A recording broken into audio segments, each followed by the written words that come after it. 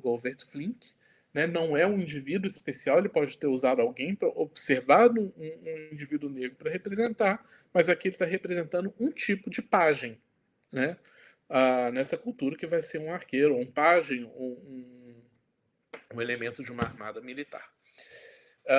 Um outro exemplo de trone que eu não coloquei aqui são os outros retratos de africanos feitos pelo Eckert né, em Recife. Um segurando uma presa de marfim e outro segurando uma caixinha, uma cesta congolesa de palha.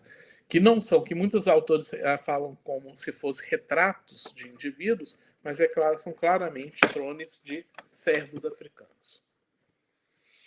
Bom, aqui eu vou passar mais rapidinho, só para, quando a gente está falando dessas imagens, o que vai ser talvez muito útil para vocês na história do direito é pensar também em imagens que estão gravuras, que estão em livros. E aí, quando a gente está tomando a gravura em livro como fonte da sua, né, a gente está analisando essa imagem, vai tomar a obra como fonte para utilizá-la, a gente tem que entender a obra e o espaço da obra em que a imagem se insere para conseguir interpretá-la bem.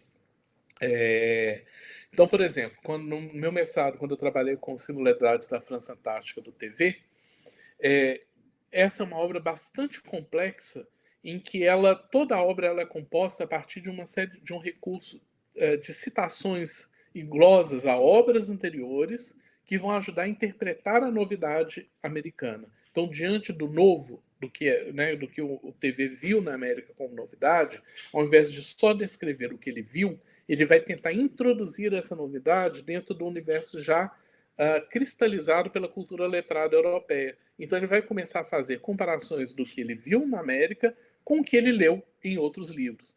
Tanto ele quanto seus colaboradores, porque o TV não escreveu sozinho, ele teve a ajuda de um latinista, Mathurin Henry, e teve também a ajuda de gravadores, impressores, editores, todos mexeram no texto. Então a gente tem que lembrar daquela questão da autoria coletiva. E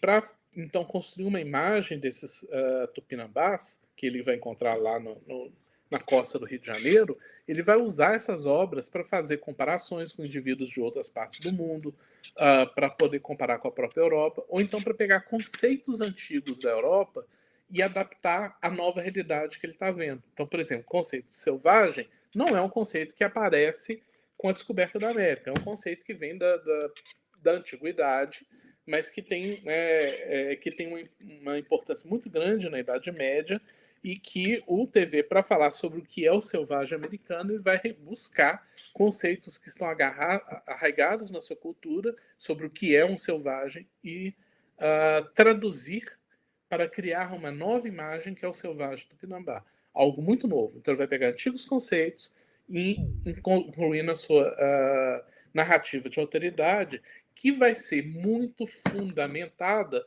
pelo problema do seu momento que ele tenta resolver com a escrita desse livro, que é exatamente construir uma história da humanidade e uma projeção de um futuro para a França que está abalada pelas guerras de religião.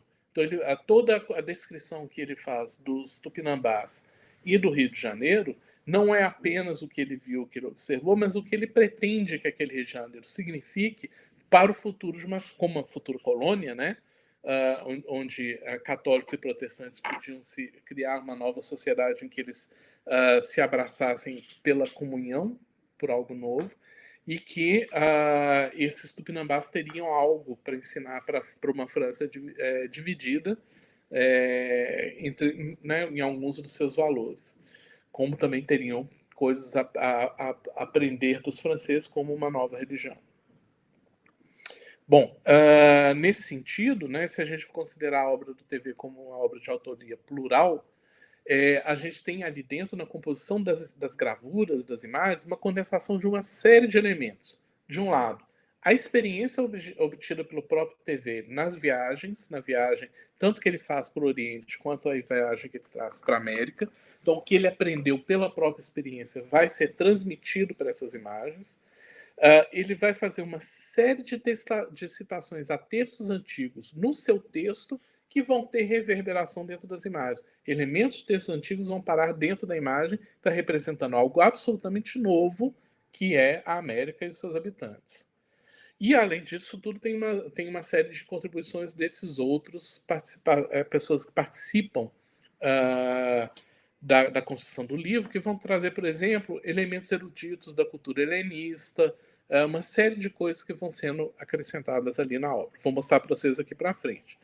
Então, a gente tem um resultado que é uma criação conjunta de imagens que passa pelo helenista, pelo latinista, pela experiência do TV, pelos artistas que trabalham com ele. A gente sabe pelo menos possivelmente um, que é o Paul ou o Jean Cousin, que poderiam ter trabalhado ali na construção das imagens. Então, tudo é somado para compor as imagens. Aqui tem um retrato da TV. Vou passar aqui direto para... E ao longo do texto, o próprio TV vai falando algumas questões que são bastante interessantes para a gente pensar. Tá vindo toda hora as palavras em inglês na minha cabeça. A luta que é construir essas imagens. Então, por exemplo, ele vai falar que é muito difícil transmitir, por exemplo, ele vai falar na introdução lá do Singularidades da França Antártica. Qual que é o aspecto de um animal da América para um artista que nunca viu esse animal? Que ele tem como que ele pode dizer o que é que outra pessoa tem que desenhar, já que ele mesmo não pode desenhar. Então, ele, ao longo do texto, vai dando uma série de dicas, né, sobre esse processo de construção da imagem, que ele teve que buscar, tentou vários artistas, a dificuldade de dizer, a necessidade de fazer comparações com animais conhecidos. Todos esses elementos ele vai indicando. Aqui, por exemplo, ele vai falar que as cartas geográficas modernas são muito defeituosas por falta de artistas capazes de fazê-las, né? E também por uma coisa que é muito penosa e quase impossível, que é conseguir representar corretamente lugares e regiões notáveis sem os ter observado visualmente, né? Então, essa dificuldade, essa distância entre a experiência de quem vai representar e o produto, né? Então, a gente tem uma pessoa que viajou, que narra para outra, que tem a capacidade de desenhar, que vai comparar com coisas que já conheceu, e aí sai o resultado final. Isso tudo interfere no processo de construção dessas imagens. No texto, quando a gente lê, então, a obra do TV, a gente vai entender, juntando tudo isso que eu falei para vocês, que essa obra, por exemplo, ela não tem o menor compromisso com a fidedignidade, com a realidade dos ameríndios na América. É muito antes, pelo contrário, ele tem existem ali dois esforços que estão presentes na composição do texto e da imagem. Primeiro, reforçar o significado da experiência individual do TV como um frei capuchinho, católico, no momento de guerras de religião, que atravessa o oceano e conhece uma nova humanidade com a qual ele troca. Ele produz uma imagem, inclusive, da América, como sendo uma representação do mundo muito próximo da queda, né, um mundo originário próximo da queda de Adão e Eva, a saída deles do paraíso. Então, que é quase que uma idade de ouro, né, os tupinambás vivem quase numa idade de ouro, em que eles podem reensinar alguns elementos da bondade natural, da inocência, para os franceses que estão divididos pelas guerras de religião, ao mesmo tempo em que os franceses podem trazer para eles alguns dos outros elementos que, com a queda, né, nessa história mítica da humanidade, eles vão se afastando, os franceses se afastaram da Idade de Ouro, mas, pela necessidade de sobrevivência, desenvolveram uma religião e uma ciência que eles podem trazer para os indígenas. Então tem esse jogo do reforço da experiência do TV como elemento que vai tematizar a obra, e junto a isso tem um outro grande esforço que a gente percebe na obra de apagar todas as referências que foram usadas, as referências eruditas usadas para compor essa narrativa. Isso significa que, inclusive, as referências para as imagens nem sempre são tão evidentes. Eu vou mostrar aqui algumas para vocês, porque elas vão nos ajudar a entender. Gustavo, quanto tempo ainda você quer que... Renê, eu não sei, talvez mais, não sei, quanto tempo você quiser falar, mas não sei, mais 15 minutos, talvez? Pode ser? 10 minutos, 15? Você que sabe. Tá dando para falar? Eu não tô ouvindo. Tá escutando? Tá escutando? Vocês estão Uai, me escutando? Alguém mais tá escutando? eu não tô ouvindo. Eu tô escutando. Alguém mais pode falar só para saber se se o problema é aqui? Eu tô ouvindo os dois. Tá escutando, Renê? Eu vou atualizar a página então, tá?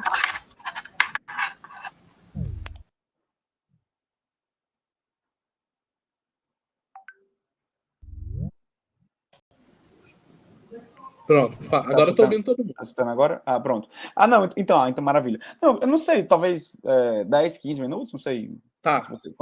Assim, eu ficaria o resto da tarde, mas tá não dá, né? Mas enfim, né? Talvez isso, 10, 15 minutos, acho que tá ótimo.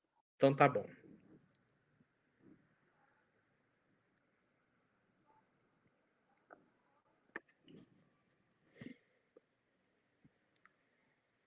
Agora eu tenho que conseguir compartilhar de novo.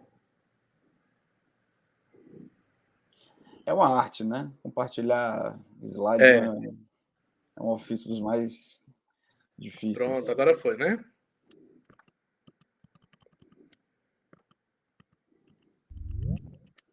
Pronto. Foi. Então tá. Então eu vou aqui passar para outros elementos. Então eu vou passar alguns mais rápido, que ajudam só para a gente perceber mais rápido. Então, ainda usando a própria obra como referência, ao longo do texto, o TV vai dizendo, por exemplo, como ele compõe a ideia desses selvagens, né, dos indígenas. Ele vai mobilizar uma série de conceitos que vêm já tradicionais da cultura europeia, com os conceitos de selvagem, silvícola, bárbaro, gentio e antropófago, que ele vai recuperar, inclusive da própria literatura pós-Colombo. E falando, por exemplo, sobre selvagem, ele vai direto na pintura da Idade Média para recuperar a ideia medieval de selvagem e contrastar com o que ele viu de fato na América. Ele vai falar, muitas pessoas pensam, por inadvertência, que esses povos da América, que chamamos de selvagem, pelo fato de viverem como animais nos bosques e nos campos, têm semelhantemente o corpo todo peludo. E assim os pintam as pessoas em suas ricas telas. Então ele está falando sobre as telas medievais, as representações medievais, sobre os selvagens, essa ideia do selvagem como indivíduos que vivem às margens da civilização medieval, que dificilmente compõem família, que vivem entregues à natureza, entregues aos seus elementos, aos seus instintos primeiros, que vivem nus e por sua animalidade, tem o corpo cheio de pelos. E aí o próprio TV vai falar assim que não se deve seguir essa opinião ou crença e nem crer nos pintores que, como os poetas, têm licença para desenhar as coisas conforme a sua imaginação. Então ele vai falar, olha, selvagem não é nada disso como os poetas e os pintores, com sua licença poética, podem representar. E ele vai falar, então, por exemplo, que ele sabe e afirma seguramente o contrário. Os indígenas, e aí ele está usando os tupinambás para recriar a ideia de selvagem. Não só o das Índias Oriental, como também os da América, saem do ventre materno tão belos e limpos quanto as crianças nascidas na Europa. E aí ele vai completar que os indígenas brasileiros, se nascem pelos nas sobrancelhas, eles arrancam com as unhas e extraem todo o pelo do corpo com uma planta que parece navalha. E aí, numa outra parte, ele ainda vai falar que a partir do momento que eles passam a ter contato com os franceses e aprendem a forjar pequenas peças de metal, eles começam a fazer pinças que vão ser usadas para tirar esses pelos. Então vejam que ele vai voltar lá na representação medieval, contrastar com o que ele viu na América e construir uma nova imagem de selvagem, que é um selvagem sem pelos no corpo, mas que imageticamente lembra, né, quando o artista vai representar, essas imagens das figuras da virada lá do século XV para o XVI, representando os habitantes imaginários das florestas que são as margens das cidades europeias do momento. Né? Então, aqui, por exemplo, a família selvagem do mestre BXG, que vai ter uma representação, né, muito parecida com as primeiras ilustrações que vêm das cartas de Vespúcio, né? Tanto do ponto de vista, né, da composição da família. Vejam que aqui essa composição do casal, com a mulher com a criança no colo e o homem próximo, é praticamente a mesma imagem, né?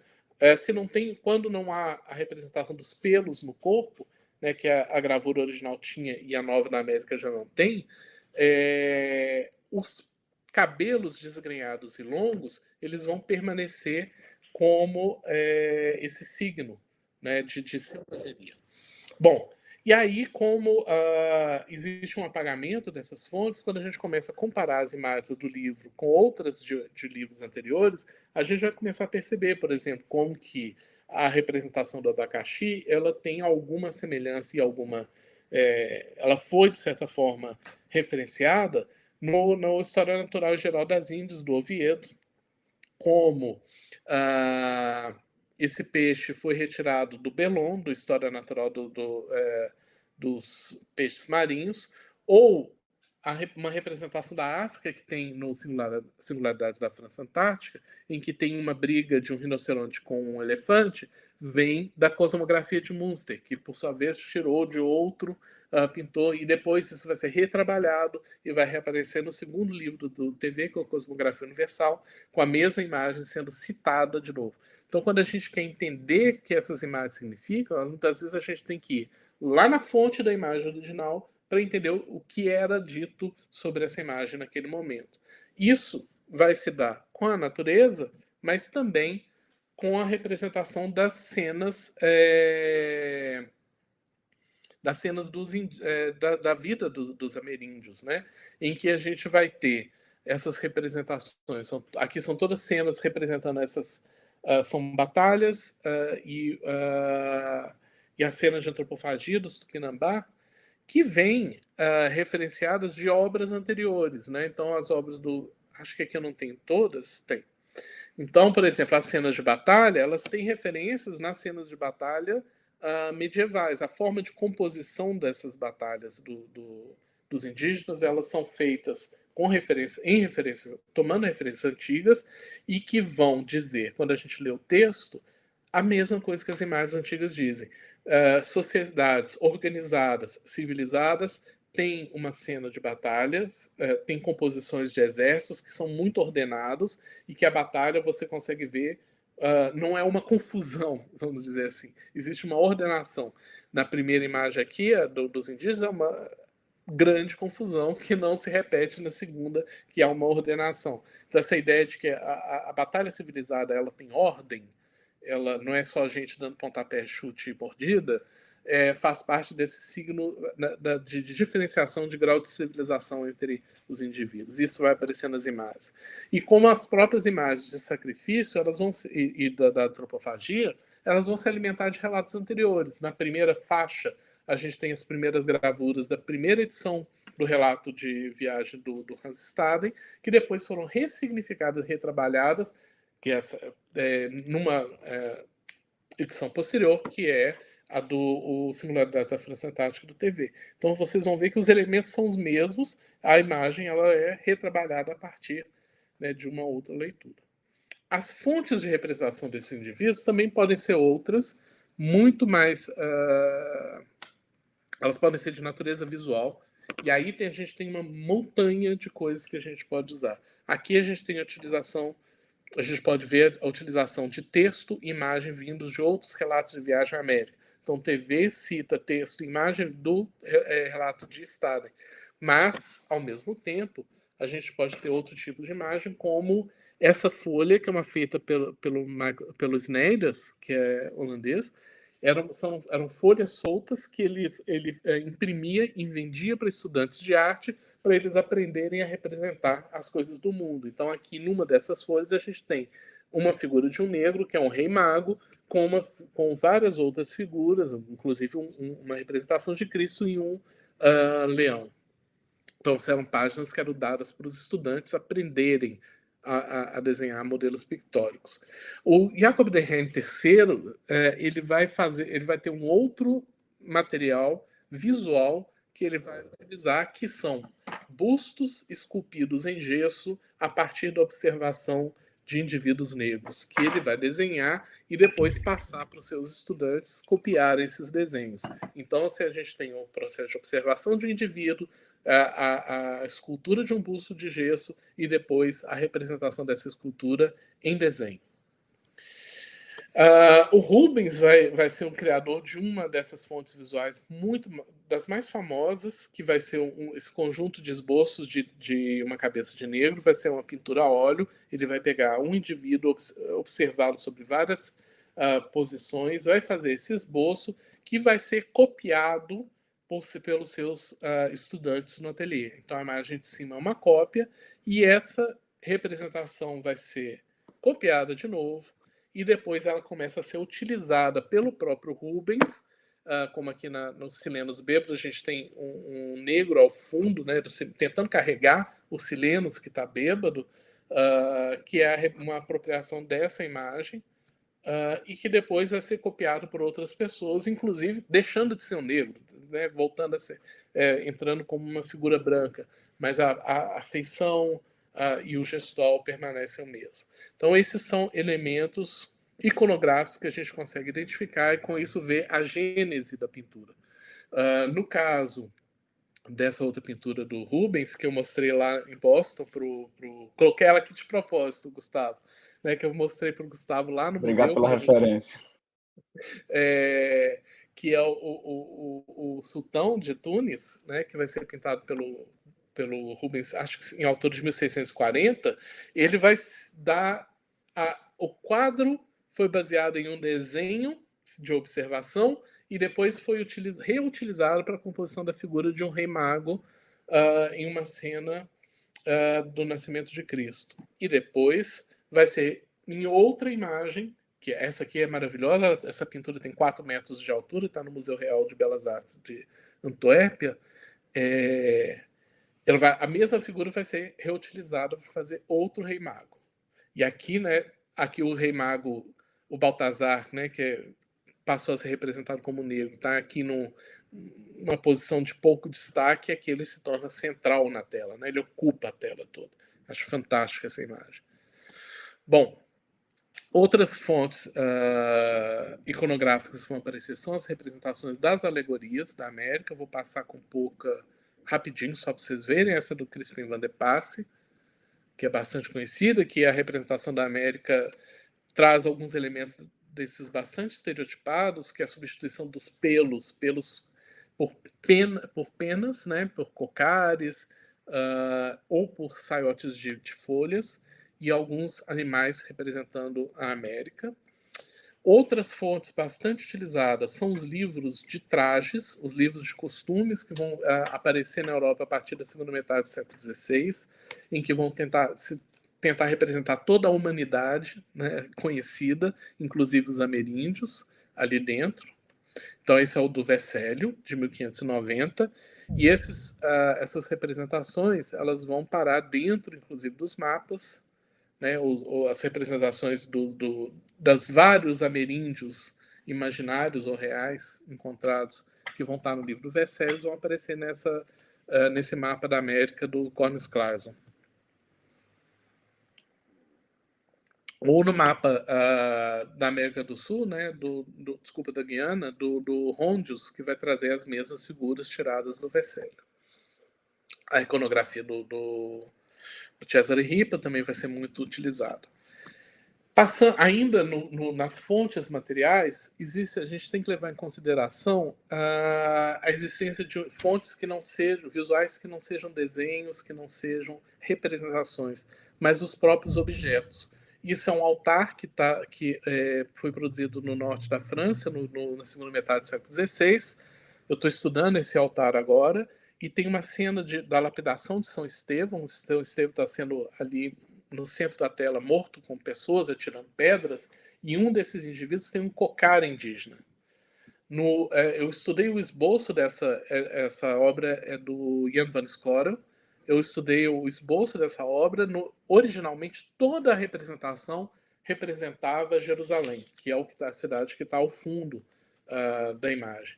Mas em algum momento, na pintura da obra, o Scorel colocou os novos pagões, né, os pagãos que estavam sendo representados lapidando o São Estevão, vão chegar os novos pagãos da América, os pagãos da América, que ele vai colocar aqui, colocando um cocar na cabeça de um desses indivíduos. E aí é muito interessante que a gente percebe a intencionalidade do artista em produzir essa imagem, porque no esboço não tinha o cocar, e quando a gente vê essa imagem pintada de perto, a gente vê que ele teve cuidado de desenhar, inclusive, o trançado de palha em torno de cada pena que compõe esse cocar. O que faz a gente entender que ele teve um objeto real na mão para observar e representar. Então a gente vê aqui realmente a intencionalidade de incluir uma referência da América em uma cena do ataque do paganismo contra o cristianismo. Em termos de processo, e aqui já caminhando para o fim, quando a gente tem a possibilidade de ter materiais sobre o processo de trabalho do artista, isso ajuda na forma como a gente lê essas imagens. No caso, por exemplo, do Albert Eckert, a gente tem uma série de elementos que podem ser usados. Então, no caso da mulher negra, a gente sabe que ele fez uma pintura de observação, isso é um desenho feito com óleo, desenho e óleo, lápis e óleo sobre papel, que a gente tem aqui, que foi um desenho de observação, claramente, que ele usou para compor a figura da mulher negra. Mas a gente percebe aqui como que existe uma distância entre a realidade observada e o que foi representado. O corpo da mulher é diferente, a posição é só próxima do que é o resultado da pintura, o tom de pele é diferente, uma série de elementos que mudam. E quando a gente vai para a representação da mulher tapuia, a gente vê como que o processo de... Todo mundo chama essa pintura de retrato etnográfico, eu sou contra essa representação. A ideia de retrato etnográfico, eu mostrei na minha tese, nasce no século XIX, não tem nada a ver com o processo de criação dessa imagem. A imagem, na verdade, ela surge num processo de profunda composição de elementos. Tem elementos alegóricos, que eu não vou mostrar aqui agora, mas se a gente pensar o corpo dessa mulher indígena, a gente vai ver, elemento alegórico a gente já vê claramente na forma em que tem a representação da antropofagia, com o pezinho, a mãozinha, né, do morto na mão dela ou nas costas, que já vem daquela tradição desde o século XVI de representação de selvagens canibais. Mas aqui a gente vê como que o busto e o rosto dessa figura vem da primeira imagem, o torso vem de outra pessoa que foi desenhada por observação, e as pernas vêm da negra. Né? Na pose e a composição das pernas é claramente aqui uma composição de 3 indivíduos diferentes para montar o indivíduo que está na tela. Então, a gente, né, porque a pintura é naturalista, não quer dizer que ela representa fidedignamente a realidade. Em termos desses esforços de procedimento, a gente, só para citar que eu falei sobre a materialidade da obra, a gente pode ficar atento também à forma como essas representações são construídas, por exemplo, aqui no caso de pinturas com aplicação de tinta. A primeira imagem, que é o retrato do Dom Miguel de Castro, do Eckert, ele tem uma forma de representação do corpo, da pele africana, que é bastante tradicional, que é fazer uma pintura com tons de preto e de marrom bastante densa e usar branco para dar a ideia de brilho. Lembrem-se lá do desenho do primeiro desenho que eu mostrei do Dürer, que ele faz mais ou menos o mesmo efeito, por contraste. A do meio é um trone feito pelo Rembrandt, em que ele faz um outro caminho, que é tirar completamente o brilho e utilizar tons de castanho e branco para compor uma pele mais densa, né, e pouco vívida. E a última é aquele esboço feito, que eu mostrei para vocês, feito pelo Rubens, que ele faz o caminho oposto do Eckert. O Eckert é tinta densa, com muito pigmento, e o Rubens faz o contrário. Vejam que a pintura é feita por tracinhos de tintas que vão variar do azul, do branco, o azul, o cinza, o preto, o marrom, o castanho e o vermelho, aplicadas com muito óleo. Então é pouco pigmento para muito óleo, então aquela tinta bem transparentezinha, que ele vai fazendo camadas e camadas, camadas, e com isso ele consegue criar a ilusão de uma profundidade na tela. Por conta, alguns autores dizem que ele era muito sincero na representação, que ele olhou para os negros, que ele não tinha preconceito ao pintar, porque ele produz esse efeito. Eu digo para esses historiadores que eles foram enganados pelo artista, que desenvolveu uma técnica tão fantástica para representar a aparência de uma pele escura, que ele engana o observador, né, que faz pensar que ele é sincero ou sem preconceitos na sua representação. A gente, na verdade, sabe nada sobre o que o Rubens pensava sobre esses indivíduos. Bom, e aqui, só para terminar, dentro dos processos, lembrar que aquela coisa que eu falei para vocês lá no início, que quando um artista cita uma obra anterior, não necessariamente ele está reproduzindo o significado, mas ele pode estar adaptando esse significado ou essa imagem para outras composições. Aqui só uma sequência para vocês verem a iconologia do Cesare Ripa, que vai sair pela primeira vez no início do século XVI, com a representação dos continentes descrita em texto, não tinha imagem. Depois, no século XVI, vai ganhar uma primeira representação com imagens. Depois, 1618. Depois, já no século XVIII, cada vez que ela vai sendo reimpressa, as imagens vão mudando. Então é muito difícil a gente saber qual que foi sempre utilizada, qual que foi utilizada efetivamente com o artista como referência, mas depois essas imagens vão sendo reapropriadas, e aí a gente tem, por exemplo, o Stradamus, esse desenho está no Metropolitan, em Nova York, que faz, né, o Vespúcio descobrindo a América, descoberta no sentido de que ele faz ela acordar, né? Ela estava deitada lá na rede, ele chega, tem toda uma leitura sobre essa imagem, que depois vira gravura, feita pelo Theodor Galley, ou então a representação lá do Cesare Ripa, que vai ser refeita em desenho pelo Martin de Vos, essa aqui está no Plantamoretos, que vai ser refeita pelo próprio Martin de Vos posteriormente, e que depois vai ser impressa pelo Martin de Vos com alterações. Então você vê que o próprio artista pode ir citando o trabalho e fazendo alterações ao longo do tempo. Aqui são os 4 continentes, e que o Martin de Vos depois vai ser reaproveitado pelo Jan van Kessel e por outros artistas. Bom, e só para terminar, a última coisa, a gente também tem que levar em consideração se aqui em alguns momentos a gente consegue ver uma sequência de tomadas de empréstimo de uma imagem, nem sempre isso acontece. A gente tem que ter muito cuidado no processo de leitura para também pensar que algumas tradições podem não ter vingado, não terem produzido reproduções no tempo, ou obras que fazem o mesmo movimento em locais diferentes podem não ter conexão nenhuma entre elas.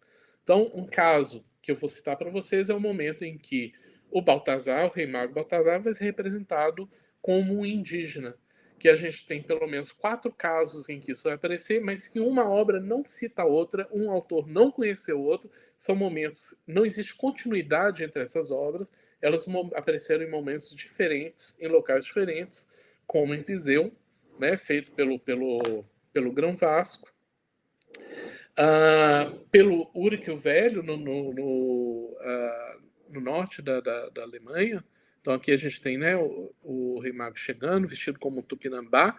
Aqui a gente já tem uma representação do Baltazar como um andino, um indígena andino, e não é à toa, porque essa representação, essa pintura, é um altar, ele foi encomendado por uma família de banqueiros alemães, daqui a pouco volta o nome deles, e que eles tinham investimentos, né, nos Andes. Então, a representação do Baltazar vem como andino diferente dos portugueses conectados ao Tupinambá, que pega a tradição de representação do Tupinambá com o cocar de penas.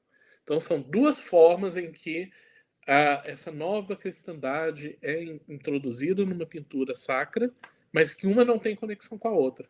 Como não tem conexão nenhuma com outra imagem que é feita numa igreja de Santa Bárbara de Ilhabe, em Puno, no Peru, já no século XVII, em que, por conta de das leituras que um clérigo local faz da história da América à luz das Sagradas Escrituras, ele vai imaginar um dos reis magos sendo representando a África, o Baltazar, como negro, que está aí na imagem, e o outro, um como a Europa, e o outro como um indígena, que vai ser um Inca. Bom, e é isso. Espero que tenha sido minimamente instrutivo para vocês. Deixa eu ver como é que eu paro aqui de compartilhar. Eu não sei também. Pronto, acho que deu. Né, foi excepcional, na verdade, assim, eu acho que a quantidade de informações aqui, assim, não tem nem o que... Enfim, tem como agradecer, na verdade, né? Assim, por esse momento, né? Por esse primeiro momento. Foi ótimo, excelente. Muitíssimo obrigado. A minha intenção era um pouco assim, eu passei um texto, né, que quem quiser ler pode pegar com o Gustavo, que faz a interpretação das imagens, que constrói essa tradição. Aqui eu tentei mais era chamar a atenção sobre o que são o processo de pesquisa mesmo, né, ao invés de só interpretar as imagens. Que o texto das interpretações, eu posso indicar para vocês uma lista imensa de autores, né, que dão esse espaço. Mas eu acho que o legal era mesmo, pelo menos a minha intenção, era de mostrar os cuidados da pesquisa, o caminho que a gente pode tomar. Eu tenho uma série de... Enfim, anotei aqui uma infinidade de coisas, mas eu costumo... assim, né? A gente tem... Também não quero tomar tanto tempo de vocês, né? Mas, assim, a gente teria espaço... Não sei se... Uma meia hora, Renê, você teria a mais, talvez? Não? Eu tenho o tempo que vocês quiserem. Desculpa que eu falei demais, né? Nada. Mas... Foi ótimo. Foi bom que eu fui revisitando minha vida, mas desculpa por abusar da paciência de vocês. De maneira nenhuma. Abusar dessa maneira pode abusar o tempo que for. Mas assim, então assim, para tentar manter, né, também assim, as pessoas têm os compromissos e tal. Então eu tenho alguns comentários, mas eu vou abrir também para quem quiser iniciar. A gente pode pensar que se houver, né, enfim, 3 comentários, o André levantou, o Davi, e depois na sequência, se mais alguém quiser, e aí depois, e a Paula, pronto, a gente faz esse primeiro momento, e aí depois a gente passa por Renê, e aí a gente vai fazendo essa dinâmica. Então, André, Davi e Paula. Boa tarde. É comigo? Começa? Pode começar, André, pode começar, você tem o primeiro. Tá. Boa tarde, mais uma vez, parabéns, Renê. É instigante essa sua apresentação.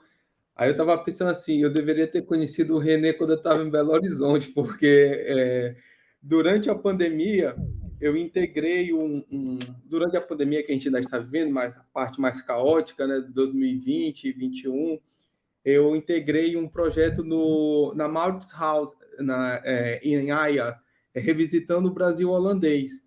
E, enfim, eu não fui presencial, somente depois que pude ir, eu entrava, olhava a sala lá do Brasil holandês, né? Aí, tu conhece, né, Gustavo, também? Conheço como turista, né? Assim, é desesperador. Maurits Ruiz é uma coisa...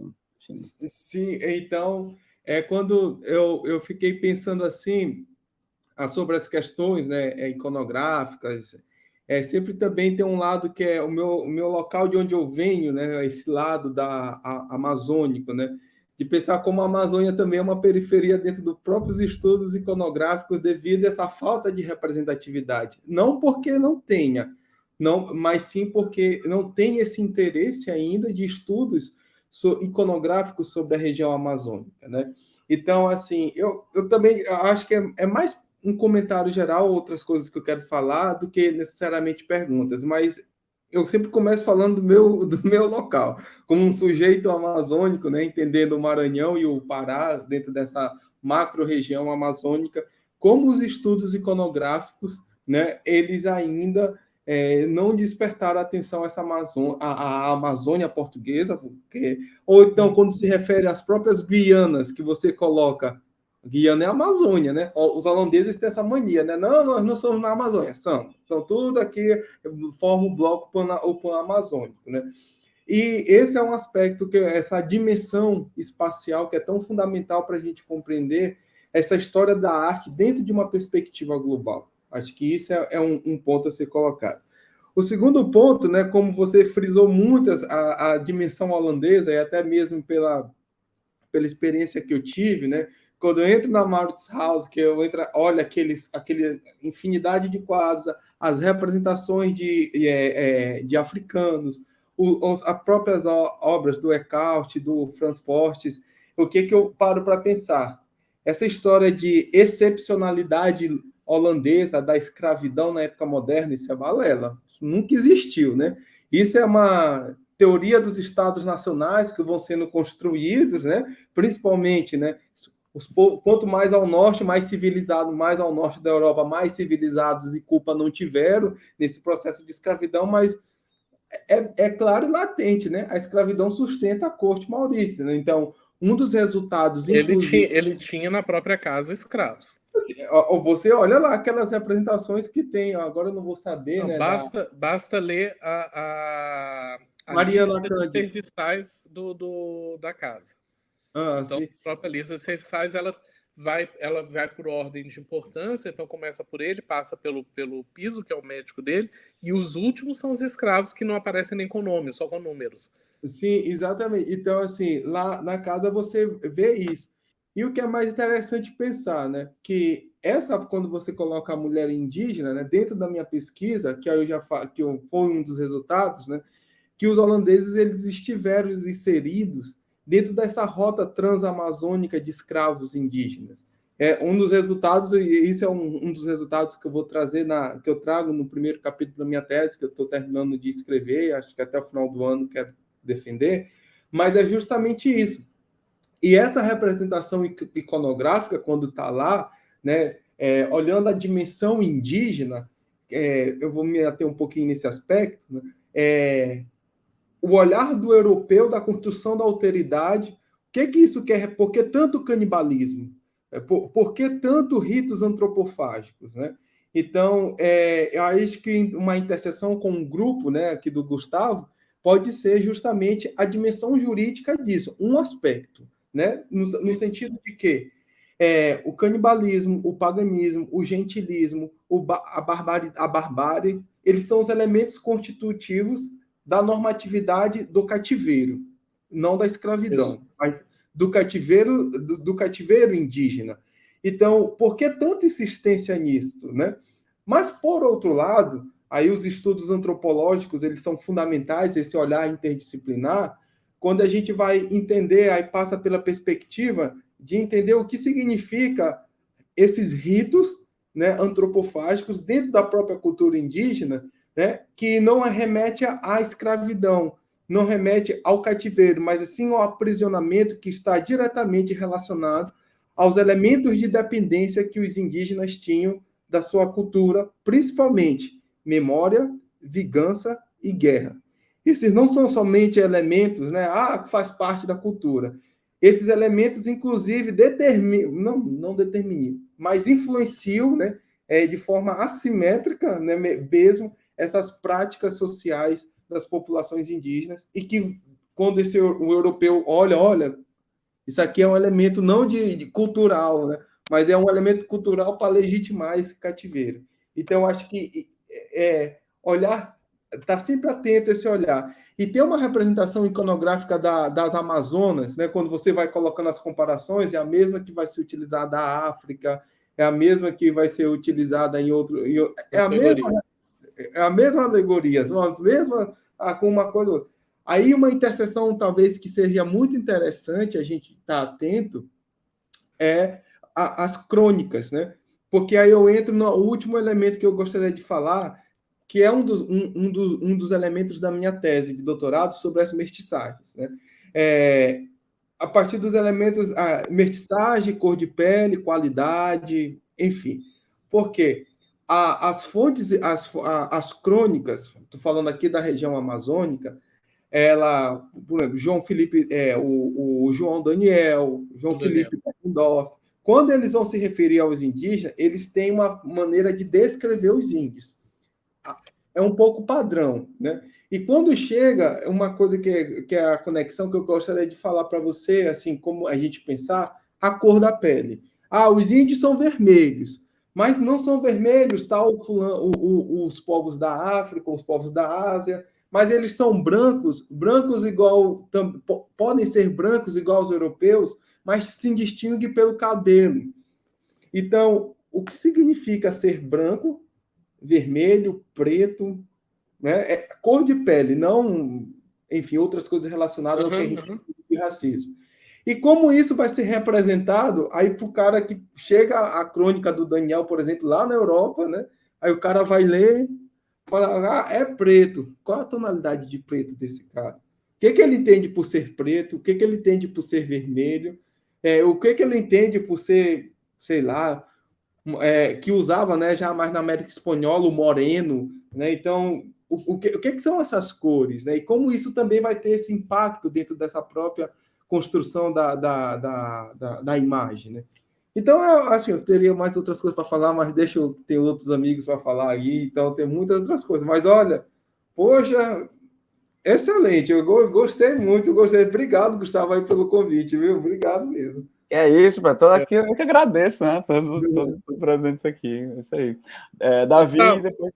Posso responder a ele de uma vez, já que veio muita coisa, tranquilo, que aí depois já passa para o Davi, porque senão eu me perco, tá bom? Tranquilo. André, eu acho obrigado pelos comentários.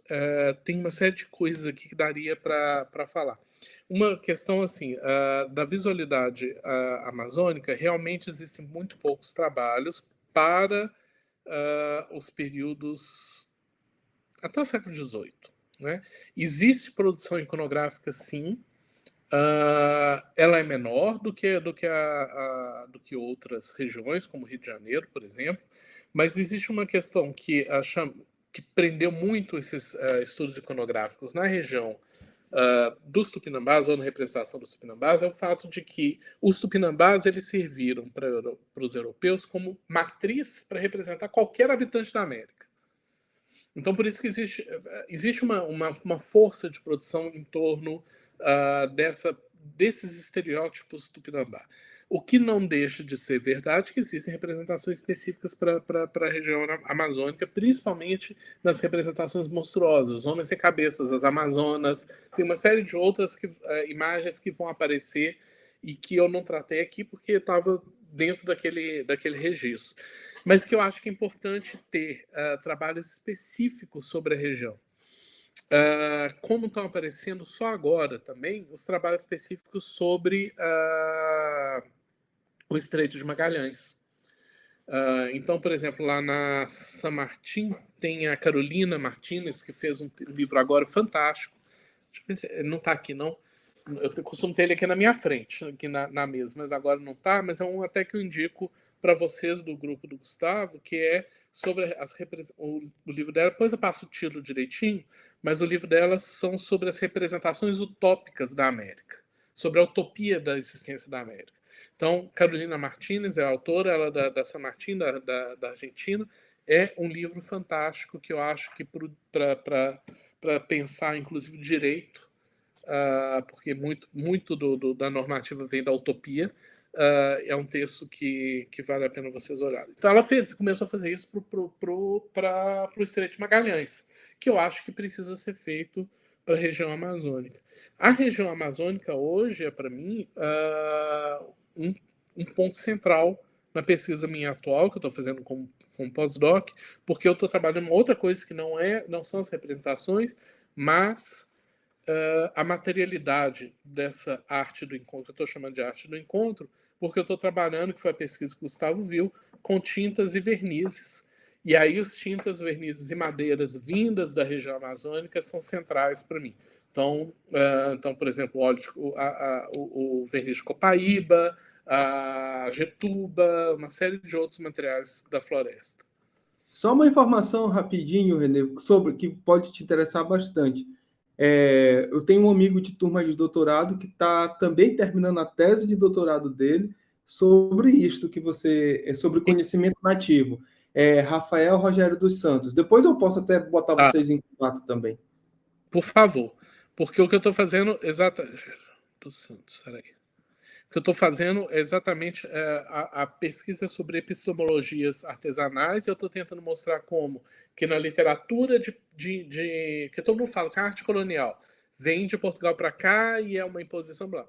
Mas quando a gente vai nos materiais técnicos de arte português e a gente vê os materiais, são materiais muitas vezes amazônicos. E quando a gente vê os processos artesanais, a epistemologia artesanal de transformar esse material em tinta, em verniz, é de natureza indígena ou africana.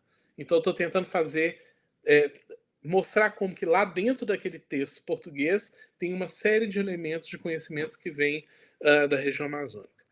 Bom, quando você chama, acho muito importante chamar a atenção sobre a participação holandesa no tráfico. De toda forma, eles, mesmo que seja de forma indireta, eles se beneficiam do tráfico o tempo inteiro. Qualquer riqueza que é feita ali, ela vai passar pela escravidão. No fundo, ainda que não sejam eles diretamente quem estão lidando com a escravidão, lá na ponta você vai ter um engenho português movido, né, que vai estar todo sendo organizado a partir da escravidão. Então, isso é fantástico.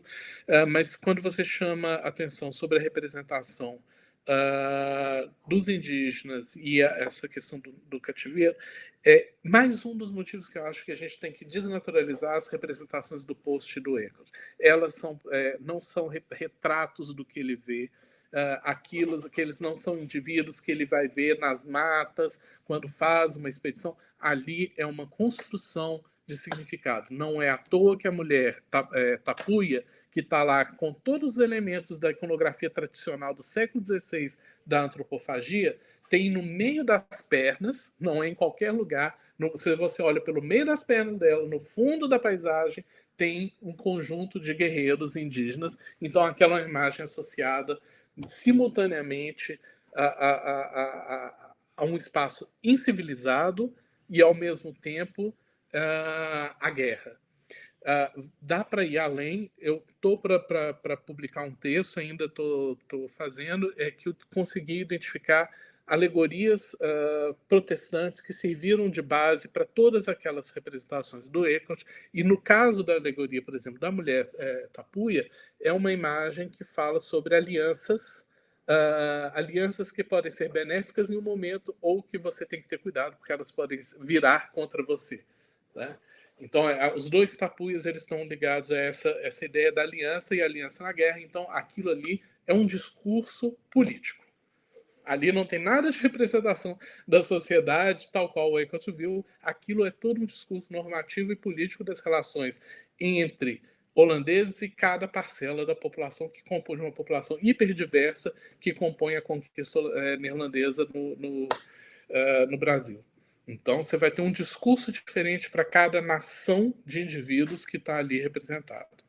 Então, para os negros é uma, e os negros não são necessariamente no Brasil. Ali também tem um discurso sobre a necessidade de conquista da costa ocidental, que é especificamente de Angola, a partir de Recife. Então, a representação do homem negro não é a costa brasileira, é a costa ocidental da África. Depois eu espero lançar esse texto rápido e passo para vocês. Bom, e a questão sobre a cor, o tom de pele, a cor, você tem toda a razão. Ali existe uma tentativa, inclusive, de situar, a partir da representação, da figuração do corpo, esses indivíduos em um espaço social. Eu não fiz isso para os indígenas, porque eu não tenho material suficiente para isso, mas nessa pesquisa tem uma parte que eu apresentei em Lisboa, em que eu consegui mapear, por exemplo, nos tratados de pintura neerlandeses e flamengos do século XVII, indicações sobre o procedimento técnico para se representar o tom de pele ou a cor de um animal. Você tem que passar primeiro, por exemplo, um elefante. Para chegar na cor do elefante, tem que passar uma camada de tinta a óleo branca, depois uma cinza, depois uma... Todo o procedimento para se chegar a essa representação, porque existe uma busca pela fidedignidade da representação da cor. Mas essa busca não é, como muitos historiadores da arte pensam, isentas, só técnica.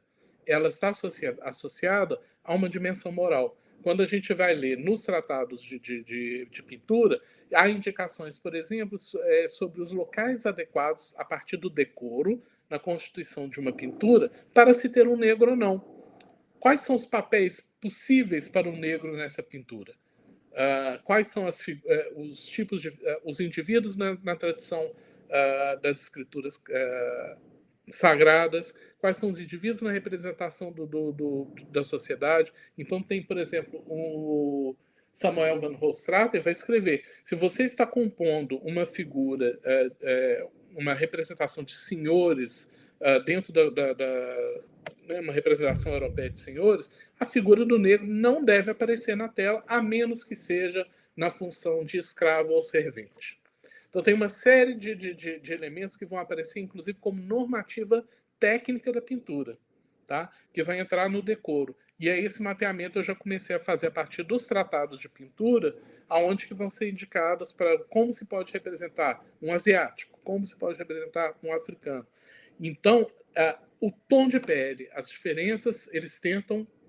existem algumas tentativas de fazer, mostrei alguns para vocês, mas isso não é apenas uma questão técnica. Existe uma questão teórica de fundo e uma moral associada à teoria. Gustavo, rapidinho, muito obrigado, René, a todos.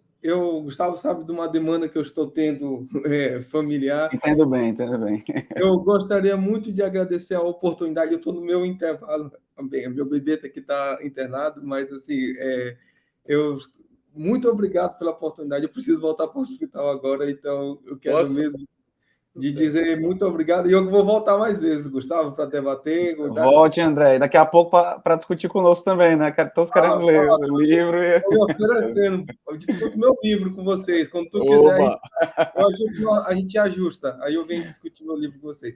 Tudo de bom a todo mundo. Obrigado. Tá? Igualmente, obrigado. André. Eu entro em contato com você.